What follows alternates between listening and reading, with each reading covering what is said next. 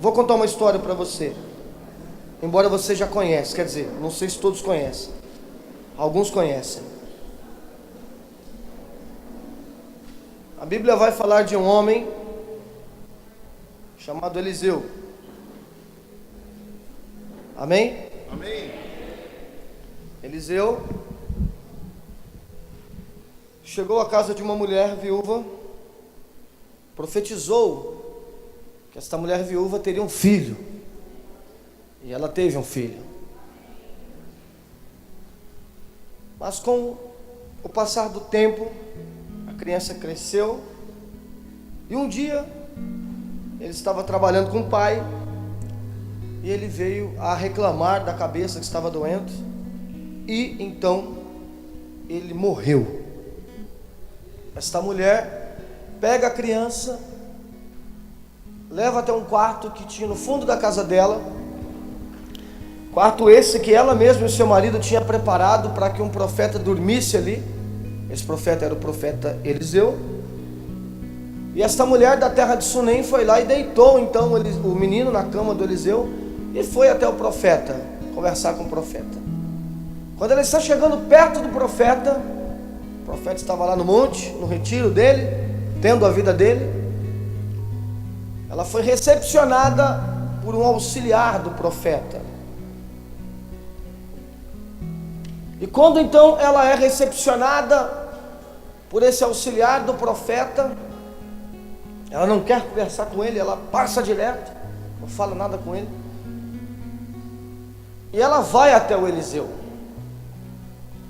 E aí a gente conhece a história.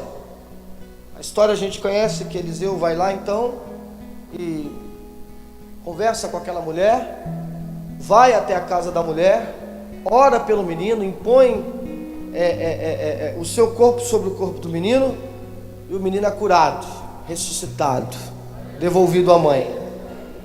A gente conhece essa história. Mas o que me chamou muita atenção, eu estava lendo isso essa semana, embora eu já tenha ministrado isso há muito tempo atrás. Eu estava lendo isso mais uma vez, e o Senhor Jesus ele foi ali acrescentando algumas coisas naquilo que já era uma verdade muito solidificada para mim, muito consolidada. O Senhor Jesus acrescentou outras coisas. E o que acontece? O texto vai dizer assim, irmãos. Amém? Então vamos ver o que acontece então. Ela está chegando perto do Eliseu, meio que fala para o auxiliar, fala, dá licença que eu quero passar. E ele vai dizer assim, quando ela chegou ao monte, ao homem de Deus prostrou-se aos seus pés. O Geazi se aproximou para tentar erguê-la, mas o homem de Deus, Eliseu no caso, pediu, deixa-a em paz. Ou seja, vamos deixar ela chorar aí, vamos deixá-la expor essa amargura que tem na alma dela, porque o seu coração está muito angustiado. Isso aqui era a mulher sunamita, muito angustiada. Mas a parte que me chamou muita atenção é agora, que ele vai dizer assim, mas o Senhor não quis me revelar o motivo desta aflição. Meu Deus, alguém pode dizer amém, né? A tradução João Ferreira de Almeida vai dizer: o Senhor não se revelou, o Senhor não quis se manifestar. Queridos, Eliseu, ele andava num nível de intimidade tão próximo com Deus, como quase todos os profetas do Antigo Testamento, todos os heróis da fé, todas as épocas, se destacaram por serem heróis justamente por manterem uma vida muito particular com Deus. Ele andava num nível de intimidade tão amplo com Deus, que quando Deus não revela algo para ele, referente ao que estava acontecendo, ele achou aquilo, digamos que, fora do comum. Deus não me revelou nada a respeito disso. Deus não falou nada comigo a respeito disso. Amém, queridos? E eu fiquei com isso em meu coração. De repente Eliseu esperava que Deus falasse algo ao coração dele a respeito do que estava acontecendo, da aflição que aquela mulher estava passando, do que representava, uma vez aquilo que aconteceu com aquela mulher. Sabe, queridos, quando a gente lê a Bíblia, quando a gente lê, principalmente, não que no Novo Testamento não tenha fatos sobrenaturais, existem muitos fatos sobrenaturais, mas é até por uma questão de tempo maior, né? Então, o tempo em que decorreu as histórias no Velho Testamento é um tempo muito mais amplo do que o tempo que decorreu as histórias no Novo Testamento. Por isso, então, há muito mais fato histórico no Velho Testamento do que principalmente no Novo. No Novo Testamento praticamente que são 70 anos, são 60 anos de história, e o Velho Testamento são milhares de anos. Mas quando nós observamos tanto o Novo quanto o Velho Testamento, nós vemos a figura ali de pessoas enfrentando situações e se sobressaindo daquelas situações, querido. E às vezes parece que é até meio comum, né? Quando você fala, teve um milagre, é comum. Somente a igreja que prega muito sobre milagre, parece que o milagre fica um negócio muito comum, né? Tipo, vamos orar aqui. Saiu 100 caroços num culto. Pô, 100 caroços num culto? 100 caroços no culto é muita coisa. Não, acho que você está ouvindo, né, irmão? Porque se sumir um só, já é um negócio muito fora do comum. Agora 100, você está duvidando, pastor? Não estou duvidando. O que eu quero dizer, querido, é que operações sobrenaturais não é um negócio muito comum, irmãos, que a gente vê assim, como as igrejas hoje tentam mostrar assim, sabe? Veja o que aconteceu, acontece, mas o que eu quero chamar a atenção é que quando acontece, é algo muito fora do comum, muito fora do comum. Então, quando a gente observa milagres no Velho Testamento, a gente precisa se colocar na condição daquelas pessoas, e eles eram humanos como nós. Se estava acontecendo alguma coisa fora do comum, então era algo assim que chamava muita atenção. Amém? Muita atenção.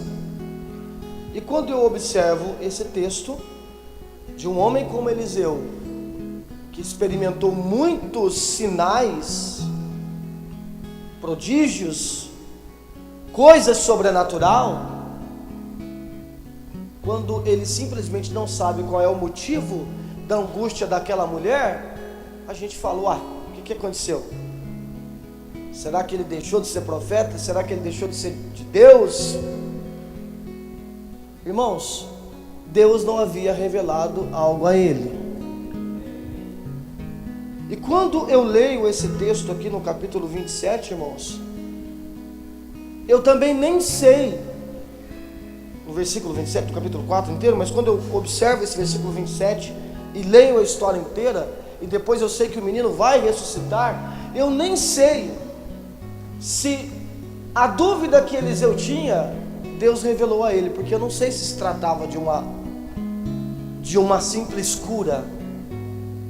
A questão é, Deus não havia revelado algo a Eliseu. É isso que eu quero falar para você. Amém? Nossa, que desânimo. Diga amém, hein? Tá? Deus falou para Eliseu, não vou te falar o que está acontecendo, não vou revelar para você. A questão não é o menino ressuscitar, a questão é um homem que vivia com muita intimidade com Deus, e Deus revelava a ele coisas extremamente profundas. Ele teve em determinado momento uma dúvida do qual Deus não esboçou nenhum tipo de reação. É muito parecido com o que a gente acabou de ler agora aqui, na história de Paulo, lá na carta aos Coríntios. Porque ele tem um espinho na carne, a gente não sabe qual era o espinho na carne. A questão, querido, não é tentar adivinhar do que o Paulo sofria. A questão é, ele sofria. E ele vai falar com Deus a respeito do seu sofrimento, e Deus fala: não vou resolver o que você está querendo. A minha graça te basta. Isso é suficiente para você? Se não for suficiente, irmãos, olhem para mim aqui. Eu quero ser bem sincero para você nessa noite. Eu chego nesse culto hoje, irmãos, por exemplo, com uma sensação. Claro que cada culto produz uma sensação. Mas que dia foi que a menina morreu? Foi segunda? Terça. O pessoal que veio aqui na inauguração da igreja, Ministério Restaurar, eu conheci eles lá em Bauru. Conheci o pastor Delta, a pastora Renata, né? Pastora Renata. E aí, pessoal, gente assim, sabe, de primeira qualidade mesmo, assim, cara excepcional. A menina com 16 anos, 17, né? 16 anos. A menina passa mal na última sexta-feira e vai hospitalizada com leucemia aguda e coágulo no cérebro e morre na segunda. 16 anos.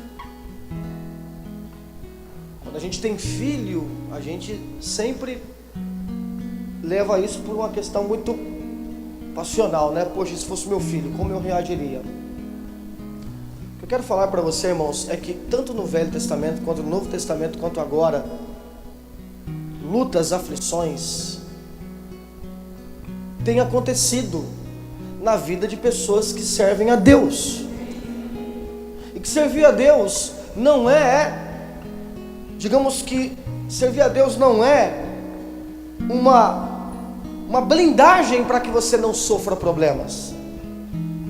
Infelizmente, principalmente na cultura cristã brasileira, há uma supervalorização do sobrenatural, e não que a gente não deva supervalorizar, porque se é sobrenatural a gente tem que ficar realmente de boca aberta, mas o que me parece é que o que é ensinado para as pessoas é que se você serve a Deus, você não vai ter nunca nenhum tipo de problema.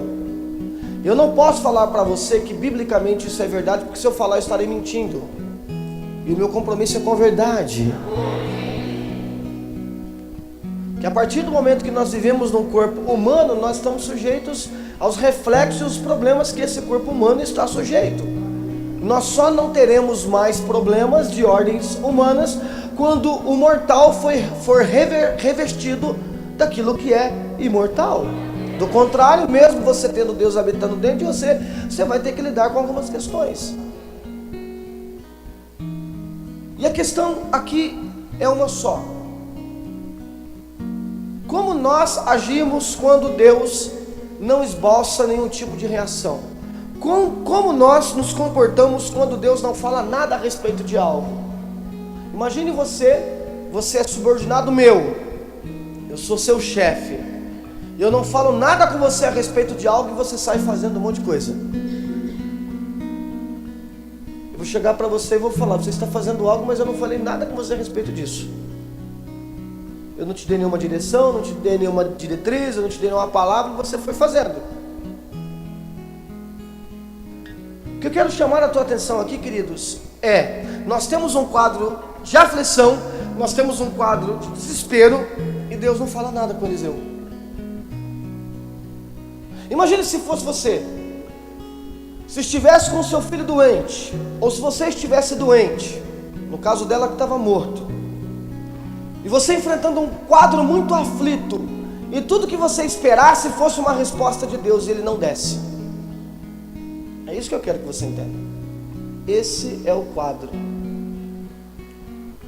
Irmãos, a primeira coisa que eu quero falar com você: nós, os seres humanos, nós buscamos a todo tempo conhecimento, não é verdade? As faculdades estão cheias, os cursos, as escolas estão cheias, as pessoas não querem aprender cada vez mais. Onde é que foi que nasceu o desejo por conhecimento, irmãos? O desejo pelo conhecimento nasce a partir de alguém. De quem? Satanás. Não foi Satanás que desejou, que despertou o desejo por conhecimento em Adão e Eva? Então tá lá a serpente, tá lá Eva, Adão, tranquilinho, e alguém vai falar: vocês precisam ter mais conhecimento. Não é isso? Precisa conhecer mais. Vocês não sabem nada. Só que havia uma ordenança de Deus em Gênesis 2:17 dizendo: contudo, da árvore do conhecimento do bem e do mal vocês não vão comer, porque no dia que vocês comerdes desta árvore, com certeza vocês o quê? Vocês vão morrer. Vocês morrerão. Deus, ele tinha uma preocupação: que o homem não tivesse conhecimento. Pastor, o senhor tem certeza que você vai pregar isso na igreja? Eu tenho que falar isso. Então o pessoal tem razão, então, que a igreja tem que ser um lugar de ignorantes, que não conhecem nada. Irmãos, olhem o exemplo que Jesus dá: que para entrar no reino é preciso ser como criança. Me fala uma outra comparação que Jesus disse que para entrar no reino tem que ser alguma outra coisa. Fala aí. Vai, fala. Fala, Vinícius. Vai, fala, Juliano. Todo mundo me olhando assim, meu Deus do céu, tô até com medo aqui, tá pelado aqui, Douglas. Fala mais. Não, tem que ser igual. Ele falou tem que ser igual. O que mais Jesus falou que tem que ser igual? Tem que ser igual para entrar no reino. Fala. Jesus, ele fala, tem que ser igual criança. Meu Deus do céu. Tem que ser igual criança. Por quê? Por quê? Irmãos, a criança, ela não tem conhecimento que o adulto tem. Mas ela tem conhecimento. Ou não tem? Ela sabe quem é a mãe? Sabe quem é o pai? Sabe o que é comida? Sabe o que é dormir? Sabe o que é chorar? Sabe tudo isso. O conhecimento que a criança não tem é o conhecimento que o homem adquiriu com o seu pecado, que na verdade a gente não pode nem chamar de conhecimento. Então não é informação, é desinformação, porque ela desconstrói aquilo que estava construído. Quando eu vejo, por exemplo, um aluno em sala de aula não aprendendo nada, ou aprendendo essas porcariadas que eles andam ensinando por aí, aquilo não é informação, é desinformação. Porque a premissa básica é desinformar, ou seja, você tira a formação que a pessoa tem. Esse era o conhecimento. Deus vai falar: se vocês se relacionarem com aquele anjo decaído, ele vai... A gente fica sempre muito aqui no campo da imaginação, no campo lúdico, sabe? Do ensino infantil, e querendo saber o homem peladão com aquela tanguinha, aliás, não tinha, né? Era pelado mesmo, a mulher pelada e comendo uma maçã. Eu acho que essa não deve ser a nossa imaginação. A nossa imaginação, ela deveria ser um pouco mais adulta e a gente entender o que aconteceu. E o que aconteceu é: vocês não vão se relacionar com aquele camarada ali. Tem alguém aí no meio do jardim, tem alguém no meio do jardim que quer desconstruir a inocência que vocês possuem.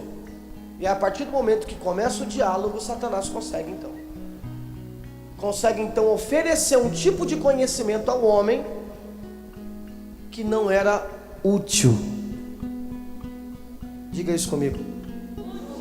Não, que não era útil. Amém? Para que você precisava saber isso? Essa é a grande questão. Para que você quer saber disso? Irmãos, a Bíblia vai dizer em Eclesiastes 1:8 que afinal, quanto maior o saber, maior o sofrimento. Quanto maior o entendimento, maior o desgosto. Quanto mais você tem entendimento das coisas, pior fica para você. Ou não? Sabe aquele cara que acredita em tudo que falam para ele? É bom para ele ser desse jeito, porque ele não se cobra tanto assim. Aquele cara que acredita em Lula, sabe? Que acredita em Dilma, que acredita em Aécio, que acredita em homem, sabe? Que acredita em política, em Maluf, e que cai, sabe? Que é meio cegão assim. É bom para ele ser daquele jeito. Por quê? Porque se ele tiver conhecimento, ele vai sofrer mais. Por quê? Porque está errado e ele não consegue mudar. Só que aqui está a grande questão, irmãos. Só que a partir do momento que você cresce, é inevitável. Você vai se deparar com o crescimento racional. E você vai começar a ter conhecimento das coisas, quer você ou não. A menos que você tenha um problema genético e tenha um problema na sua atividade cerebral e você não consiga envelhecer. Então você passa a ter conhecimento das coisas. E o que eu quero falar para você é que o conhecimento, entre aspas, ele pode ser perigoso. Qual conhecimento? O conhecimento inútil. Irmãos, quando Deus não revela nada para Eliseu, Deus tinha um motivo, e que Eliseu não conseguiria entender. Quando Deus fala para Paulo: eu não vou te falar do porquê eu não tiro esse espinho da tua carne, a minha graça te basta. Ou seja, confia em mim, eu não vou te falar porque isso não interessa a você. Então, o grande problema, irmãos, no pecado de Adão, qual é? O grande problema no pecado de Adão é que o homem agora, ele começa a buscar conhecimento. Qual conhecimento? O conhecimento que não é para ele. Eu diria questionamento. Então agora ele vai até Deus e ele quer saber de Deus o que não lhe interessa. O que ele deveria apenas como uma criança, ele é o meu pai, ele é minha mãe, então vamos embora, eu confio nele. Irmão, os filhos confiam nos pais, piamente, absolutamente. O filho só deixa de confiar no pai de forma absoluta quando ele começa a crescer, e ele começa a ver alguma coisa. O teu pai, ou o meu pai, sei lá, qualquer pai, pode ser o pior pai. Vamos supor, o Hitler, se ele tivesse um filho, o filho dele, enquanto era criança, confiaria nele e acreditaria nele, mesmo ele sendo um homem extremamente bárbaro, cruel e sanguinário que ele era. O que eu quero dizer para você, querido, é que por vezes nós somos tentados a orar, nós somos tentados a buscar uma palavra e forçar Deus nos dar um porquê, e forçar Deus nos explicar algo. Só que em muitas situações, queridos, Deus não vai manifestar nada, não vai falar nada. De repente você está aqui hoje falando: eu preciso que Deus me dê uma resposta. De repente a resposta que Deus te dá é essa: não vou te falar nada. E como você reagiria a isso? Deixaria de acreditar em Deus? Procuraria outra igreja, outra pessoa? Vai buscar uma resposta, um conhecimento? A Bíblia vai dizer, querido, em Deuteronômio 29, que existem coisas, conhecimentos que são ocultos ao nosso Senhor. O saber é revelado e pertence a nós e os nossos filhos, a fim de que a gente possa viver na prática desta lei. Então existem muitas coisas que Deus nos revela, que Ele nos mostra, que Ele nos dirige, mas outras coisas não. Outras coisas Deus ele não manifesta e não fala do porquê. E é nesta hora que nós vamos provar se nós somos dignos do reino ou não, nos comportando como alguém que é igual criança e que confia absolutamente no Pai. Acho que era até a Juliana que contava para mim, não sei se é um livro, se é um filme, uma história verídica, mas que aconteceu no campo de concentração, que o filho e o pai, não é? Estavam indo para o campo de concentração, e o pai tornou aquela que seria uma experiência extremamente traumática para os dois numa brincadeira. E eles brincavam. Eles estavam brincando, não sei qual era a brincadeira, se era de guerra, qual era a brincadeira. E o filho foi com o pai. O pai sabia que os dois estavam indo para um campo de concentração. O filho não sabia por quê, porque o pai estava, digamos que, montando uma história para que o filho não sofresse. Tenta fazer isso com um adulto, ele não vai acreditar.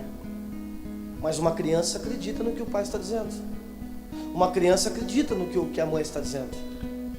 E agora então nós vamos provar que nós fazemos parte do reino, porque ao invés de querer buscar o conhecimento, aquilo que o Senhor não manifestou e não falou nada, nós descansamos, nós confiamos, nós nos colocamos nas mãos dele. Então beleza, se a tua graça me basta, é isso que eu vou ter para mim. E quando você tem problema, você faz o que, irmãos? Vai buscar resposta, vai buscar oração, vai no monte. A gente faz isso. Então a gente nunca vai no monte, mas se a gente descobrir que a gente está doente, a gente quer ir no monte. A gente nunca jejua, mas se a gente descobrir que tem um problema, vamos abrir o jejum aqui. A gente nunca se preocupa com as coisas espirituais. Se a gente teve uma má notícia, nunca me esqueço de uma palavra, irmãos, que eu ouvi. Se de fato a gente está tendo intimidade com Deus, quando os problemas se levantarem, a gente não precisa mudar o foco da nossa oração, a intensidade da nossa oração, a frequência da nossa oração.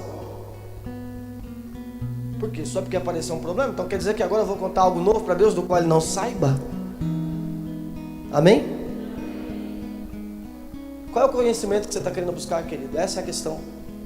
De repente você está querendo que Deus ele fale alguma coisa para você, do qual você não vai ter resposta nenhuma a respeito daquilo. Como é que você me responde o porquê que uma garota de 16 anos adoece numa sexta e morre numa segunda? De uma forma assim tão rápida, tão traumática para a família? Eu experimentei isso várias vezes na minha vida, na minha família. Meu irmão morreu com 20 anos, indo para um culto, pregar o evangelho. Por que morre com 20 anos? Irmãos, quando nós não temos resposta para todas as coisas, é justamente aí, irmãos, que nós demonstramos que se nós somos ou não somos capacitados para esse reino. Porque se eu preciso de respostas de Deus a respeito dos meus conflitos, significa que Ele ainda não é suficiente para mim. Agora, se eu continuo crendo nele, mesmo não tendo respostas, eu estou mostrando que Ele é suficiente para mim, mesmo eu não tendo as respostas que ainda me fazem falta, que ainda não respondem as minhas dúvidas, porque estão ali. Quem está entendendo isso, em nome de Jesus? Nos últimos dias de Jesus na terra, a gente leu muito isso aqui, mês passado. Jesus ele vai chegar para os discípulos e vai dizer: eu ainda tenho muitas verdades que desejo vos dizer, mas seria demais para o vosso entendimento neste momento. Jesus ele até queria falar algumas coisas com seus discípulos, mas naquele momento era demais para eles. Irmãos, nós precisamos entender que Deus não é um ser mau e que está brincando com a gente, e que nós somos os Playmobil dele, os Playmobils dele, que ele fica manipulando, sabe? Já brincou de Playmobil? Caramba, você nem sabe o que é Playmobil? Sabe o que é, Juliano, Playmobil? Lego, não sabe o que é isso? Você foi uma criança muito pobre, né, irmão? Você não teve... Que, pelo menos hoje Playmobil e Lego é bem caro, né? Mas na minha época não era não, Playmobil e Lego. Os bichinhos ali, você precisa ter infância, irmão. Vai lá na loja lá e compra lá o Playmobil para você brincar. Resgata a infância perdida. Nós não somos o Lego Playmobil, que ele fica brincando, desmonta, faz... Não.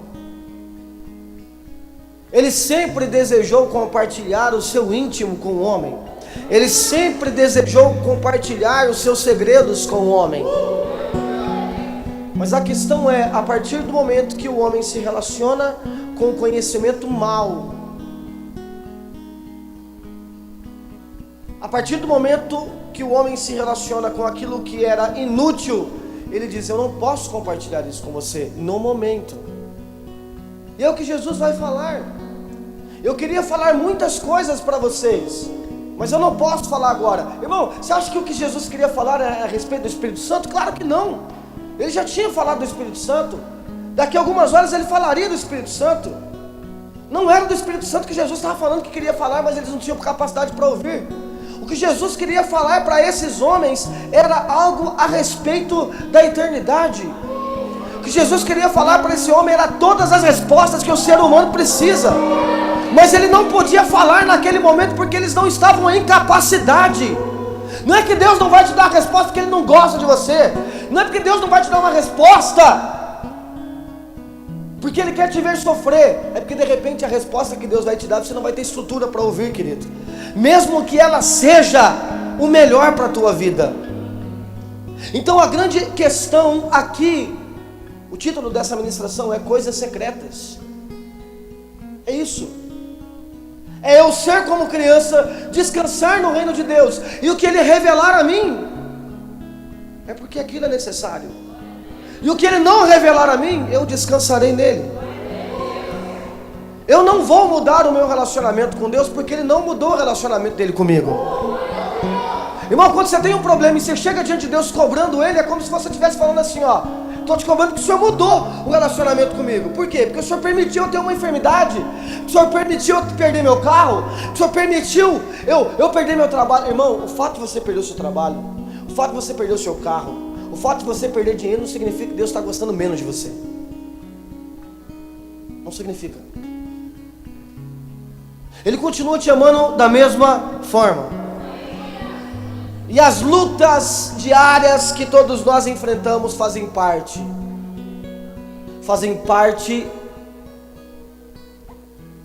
da vida que nós vivemos. Hoje essa vida, esse é o cenário que eu tenho para viver. Ninguém te avisou isso quando você nasceu. Ninguém te avisou. Você não teria nem estrutura para saber disso. Mas quando nós nascemos, estava lá um ofício diante de nós, dizendo assim: você vai ter uma vida humana. Vida humana, você vai ter que lidar com questões muito boas, mas por vezes extremamente difíceis. Você quer ser humano? Não, mas eu nasci de novo, eu tenho Deus. Mas você vai continuar sendo ser humano.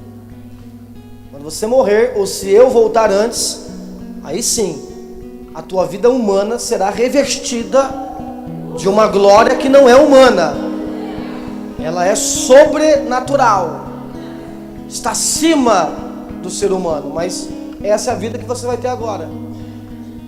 E é nesta vida que nós dependemos de Deus. Se nós fôssemos super homens, nós não precisávamos depender de Deus. Se nós fôssemos homens que vencem toda hora, nós não precisávamos de Jesus. A palavra central nesta noite do Espírito Santo para nós é: aquieta a sua alma, aquieta o seu coração. Não viva em busca de respostas, não viva à procura de conhecimento. Eu preciso saber o que está acontecendo comigo. Querido, tudo que o Senhor Jesus te revelar é porque é o que você pode suportar. Mas o que Ele não te revelar, Ele está te poupando. Amém, queridos? No mesmo livro de João, no capítulo 3, no versículo 7, Jesus vai dizer: o que faço agora não podes compreender, todavia mais tarde me compreenderá. Jesus, ele vai lavar os pés dos discípulos, e Pedro fala: não vai lavar meu pé não. Não, como não vou lavar o teu pé? Então você não pode ser meu amigo. Aí lava o pé de todo mundo. Falou: vocês entenderam? Não entenderam, né? Muita coisa vocês não estão entendendo agora. Mais para frente vocês vão entender. E aqui está a grande sacada, querido, do Evangelho. É porque lá em 1 Coríntios vai dizendo que de glória em glória nós somos transformados segundo a imagem dele.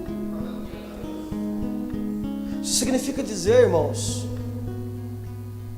que Deus, Ele sempre quis compartilhar os seus segredos, sua essência, o seu coração para o homem, mas numa condição que aquilo não fosse corrompido.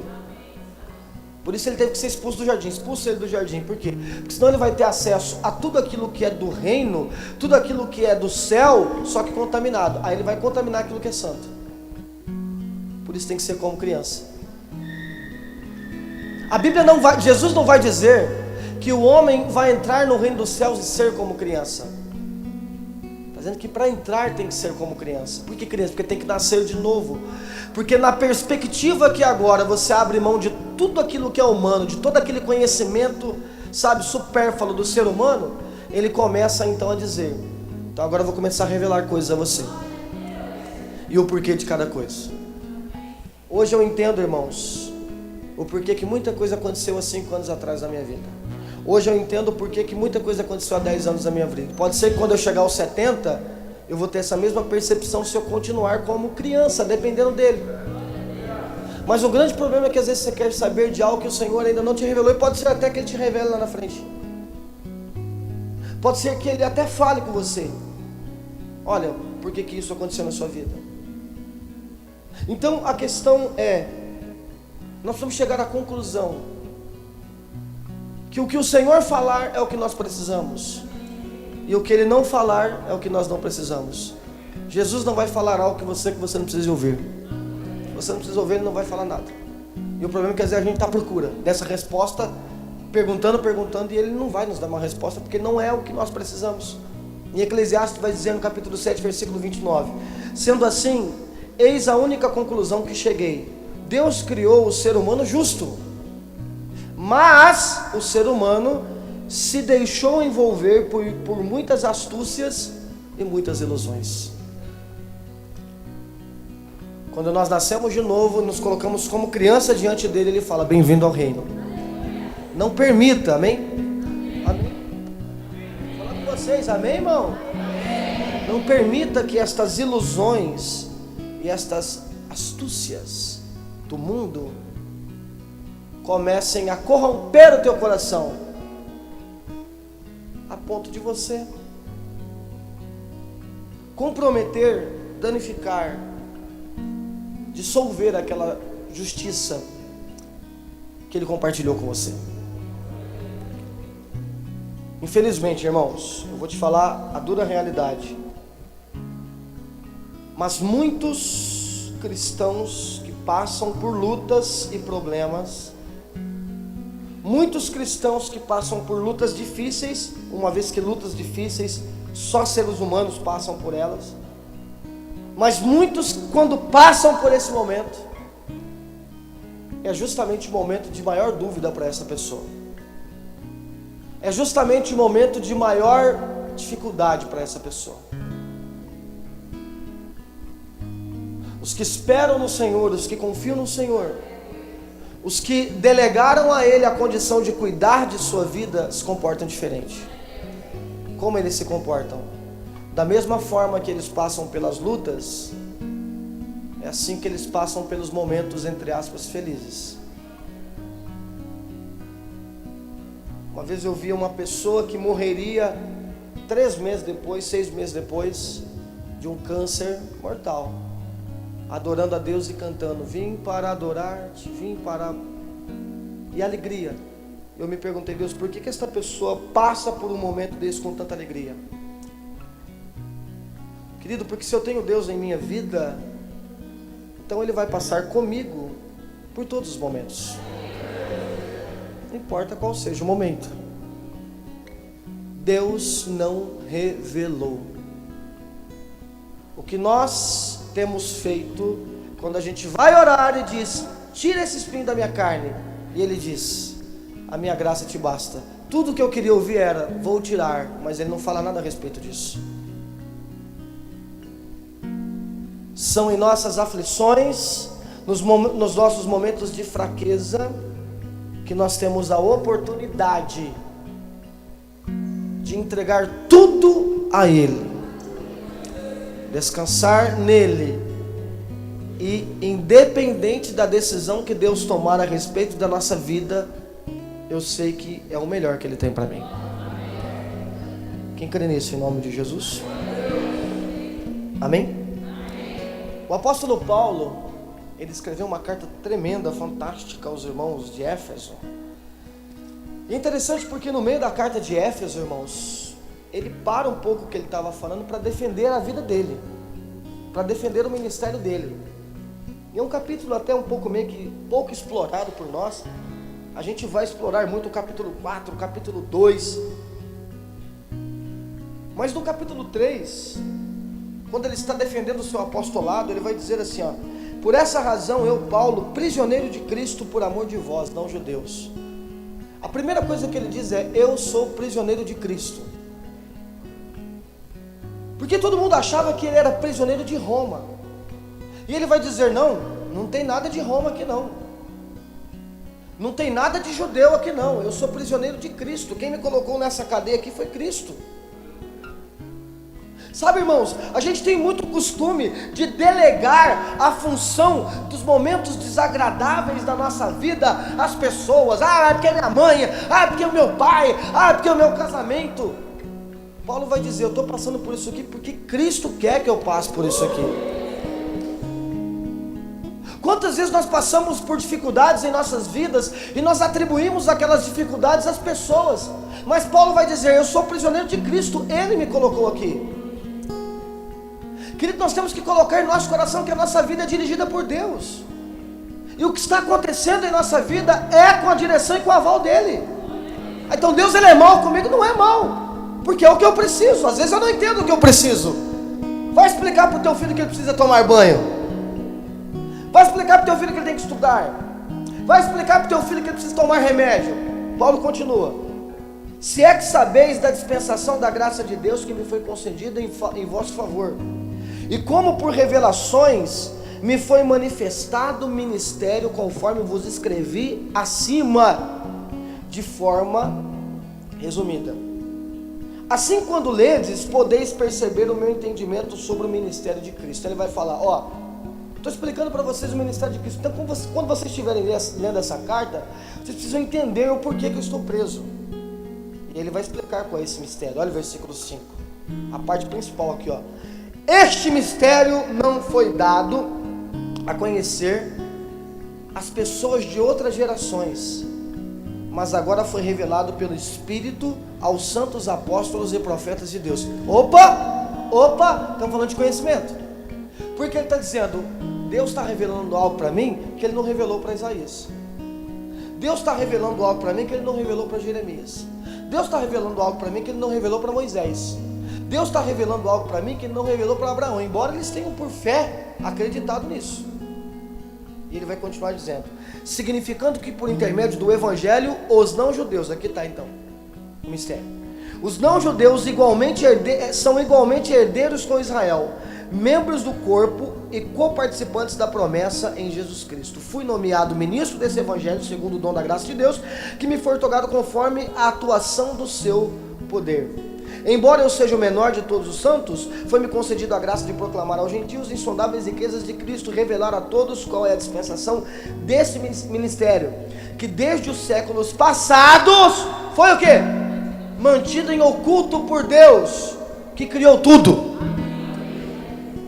Então Deus está revelando algo a Paulo, mesmo que aquilo fosse um enorme sofrimento para ele, algo que estava em oculto há muitas gerações. Eu não sei se você está entendendo isso, irmãos, mas o sofrimento de Paulo não era qualquer coisa. O sofrimento de Paulo era uma revelação extraordinária para o universo. E o que eu quero que você entenda, irmãos, é que quando você tem uma enfermidade, é que quando você tem um problema, é que quando você tem qualquer luta, você precisa entender que você não é um caso isolado. A gente vive como se a gente fosse um caso isolado, irmãos. A gente vive como se a gente fosse uma pessoa isolada perante o mundo que está aí. Tipo, eu tenho os meus problemas, eu tenho as minhas lutas, eu tenho as minhas dificuldades. Então, já que eu tenho as minhas lutas, tenho as minhas dificuldades, eu vou sair fora dessa cadeia aqui. Por que eu tenho que ficar preso por causa dos outros? Paulo estava querendo dizer: cara, a minha vida, o que eu passo, faz parte de um divino plano universal de Deus, que vem se manifestando de forma gradual. Há 100 anos atrás, a visão não era a que é hoje. E daqui 100 anos, a visão não vai ser a mesma que agora. E vai ser assim, irmãos. Quando a gente vai ler o livro de Apocalipse, a gente vai chegar a uma conclusão: que nos últimos dias, coisas serão reveladas que hoje não são. Então o que você precisa entender é que Deus ele não tem apenas um plano para te prosperar, para te curar, para tirar a tua enfermidade, para tirar o teu sopro que você tem no teu coração, o problema que você tem no reino. O plano de Deus, irmãos, é salvar toda a humanidade, e a tua vida aqui na terra faz parte dessa história total. E o que acontece na tua vida vai ser dirigido por Deus para que esse desejo dele se consuma sobre todas as pessoas. E quando você vai questionar a Deus e vai dizer: Deus, por que está acontecendo isso para mim? É como se você estivesse dizendo para Deus: Deus, eu não quero que o Senhor cumpra o plano total. Aí a gente fica brigando para que todo mundo seja rico. E se Deus não quiser que alguém seja rico, porque de repente para salvar alguém que é pobre, precisa de um pobre, e por aí vai. Então a questão aqui é: o que acontece na minha vida não é um fato isolado. O que acontece na minha vida é uma revelação divina de Deus, num plano que Ele tem para todo ser humano. E o meu objetivo não é questionar, porque se eu vou questionar, eu estou querendo quebrar esse plano. Então eu vou fazer o seguinte: descansar, porque Ele tem cuidado de mim. Ele não quer me ver sofrer, mas o que Ele desejar que eu passe, eu vou passar, porque Ele tem o melhor para a minha vida. Você crê nisso em nome de Jesus, irmãos? Amém? Ah, pastor, mas é muito difícil, né, a gente se comportar dessa forma. É mesmo. E é por isso que a gente tem alguém que se compadece das nossas aflições, que nos auxilia em nossas aflições. Eu estou falando do Espírito Santo, que até quando a gente não sabe orar, Ele intercede por nós. Romanos 8. Por isso você tem esse Espírito. Não vá até Deus para ter respostas, mas vá até Deus para demonstrar que você tem uma plena confiança nele, e sabe que o plano dele foi estabelecido sobre a tua vida, está em andamento para que seja universal, para que alcance todas as pessoas. O Jó, olha que o Jó sofreu bastante, irmão. Não sofreu? Já ouviram falar de Jó? Quem era Jó? Meu Deus do céu, devia ter ficado em casa hoje, irmãos. Já ouviram falar do Jó, irmãos? Quem era Jó? Sei lá quem era Jó, pastor, está na Bíblia aí. Pronto, é isso, esse era o Jó. Ou não era? Jó era aquele que morava em Sodoma e Gomorra. Amém? Por uma palavra você vai errar tudo aí, irmãos. Por uma palavra você vai matar a mulher errada. Entendeu a piada? Você tem que ter entendido a piada. Mas o Jó chegou assim, ó. Tava bonitão na fita, irmãos. Tinha carro, tinha camelo, tinha cavalo, tinha filho, tinha filha, tinha dinheiro, tinha ouro, tinha empregado, tinha empresa, tinha celular, tinha tudo. De um dia para o outro ele não tinha mais nada. Só foram trazendo uma notícia. Alguém já recebeu uma notícia aí? É bom? Uma má notícia atrás da outra, irmãos. Alguém já recebeu uma má notícia atrás da outra? Sabe quando você está naquela maré ruim? Parece que você chutou a macumba, irmão. De tão... Fala, meu Deus, por que minha vida está tão assim? Sabe? Má notícia atrás de má notícia. Só vai chegando uma notícia. Ó, morreu teu filho mais velho. Misericórdia. Morreu o mais novo. Morreu não sei o que lá. O único que não morreu foi a sogra, irmãos. A sogra ficou viva. Não fala nada na Bíblia. Mas morrendo gente atrás de gente. E aí outro chegou e falou assim, ó, as vacas fugiram tudo e tal. E ele só perdendo dinheiro, ó, a bolsa de valor e tal, meu Deus do céu. Aí o Jó vai dar essa declaração.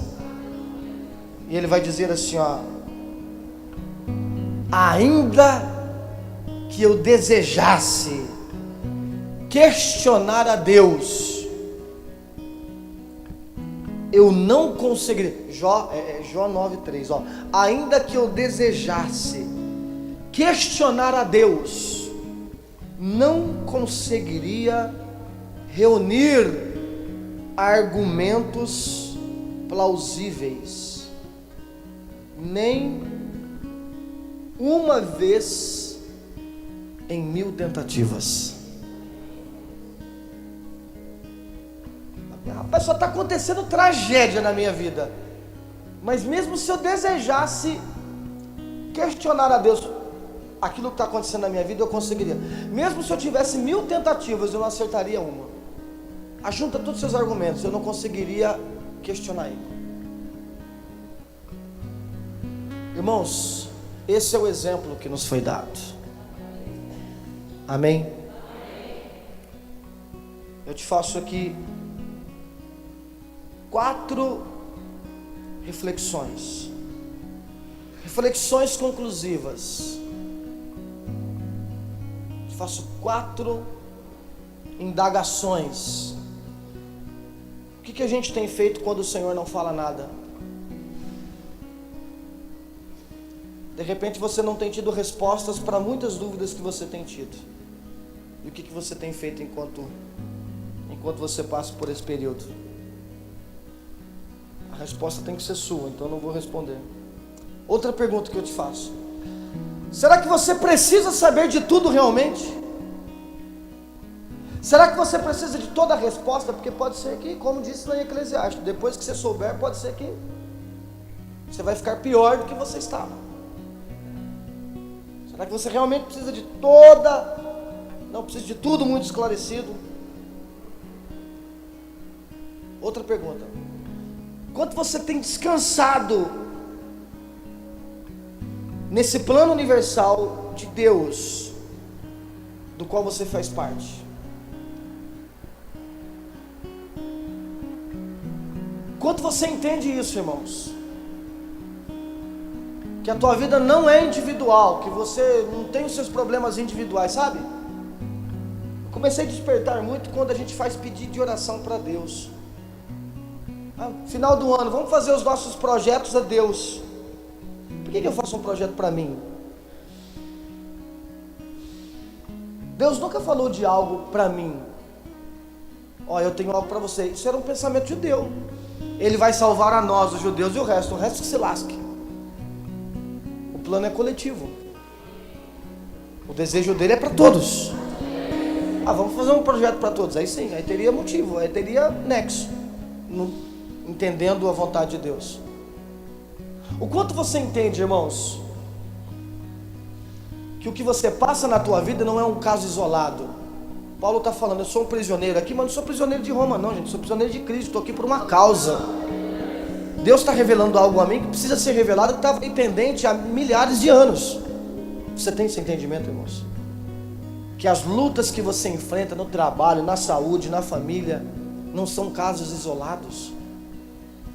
Mas em suas lutas, Deus, Ele tem cumprido um propósito que é universal e que alcança outras pessoas também. Amém, irmãos?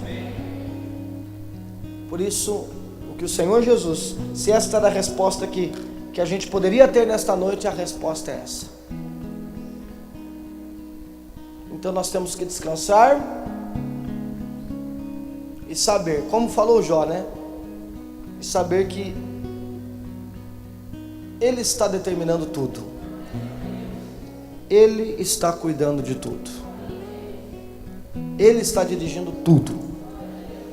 E se Ele quiser falar algo a mim, na hora certa Ele vai falar.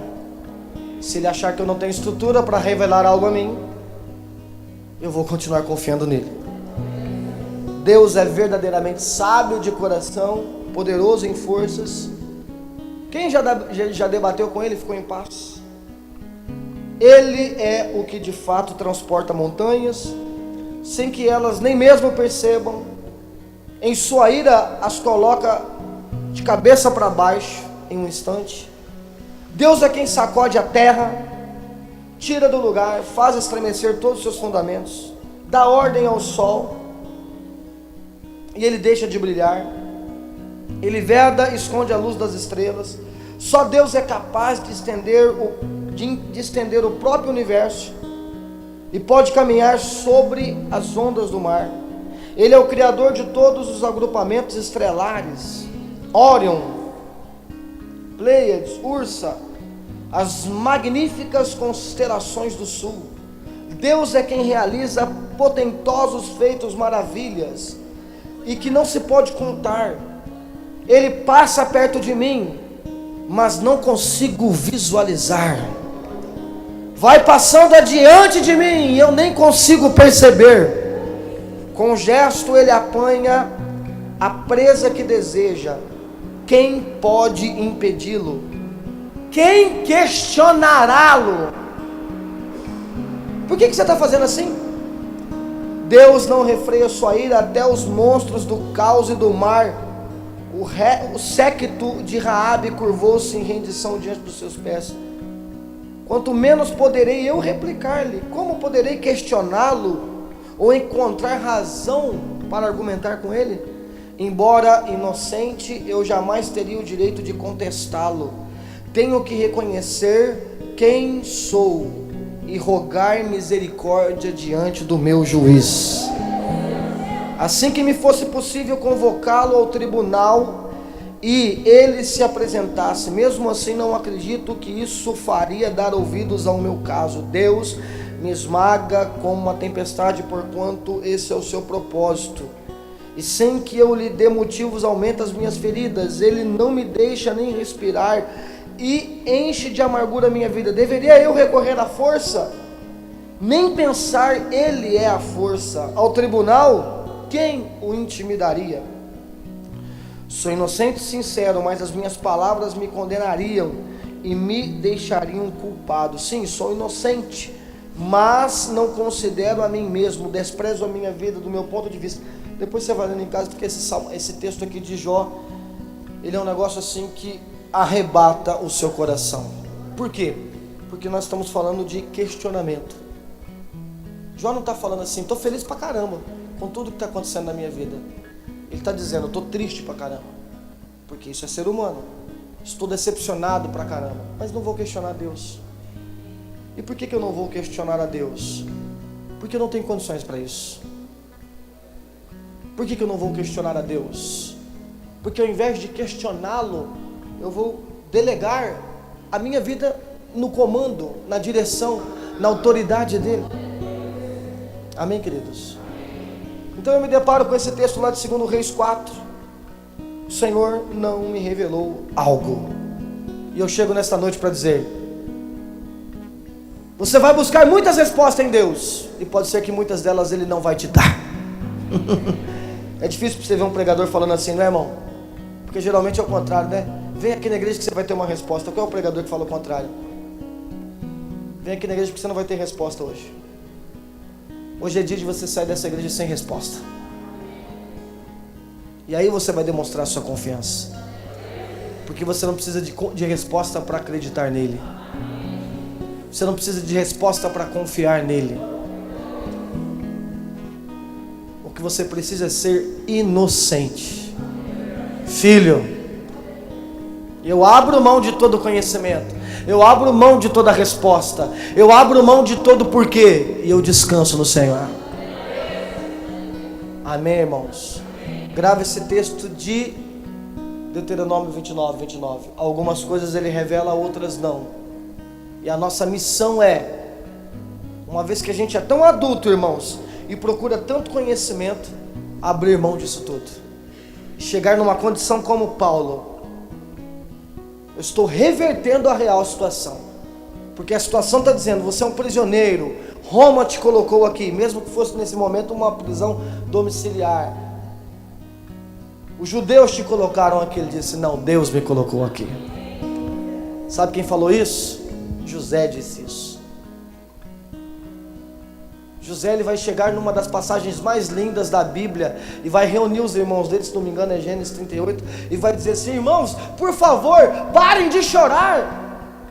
Irmãos, por favor, parem de lamentar. Lembra quando vocês me perseguiram? Lembra quando vocês me jogaram dentro daquele buraco? Lembra quando vocês me enviaram aqui para o Egito? Não era vocês quem estavam fazendo isso, mas era Deus que estava me trazendo aqui. É assim que a gente tem que agir. A gente tenta atribuir a todo mundo o nosso sofrimento. A gente tenta atribuir a todo mundo as mazelas e as dificuldades que a gente passa. Jesus está nos convidando para um novo tempo, do qual a gente vai descansar nele e vai entender que Ele está nos dirigindo e nos levando. Por vezes por lugares que nós conhecemos, por vezes por lugares que nós não conhecemos, por vezes por lugares extremamente angustiantes e por vezes lugares que são pastos verdejantes. Mas a questão é, um plano para todos está em andamento e eu faço parte desse plano. Amém.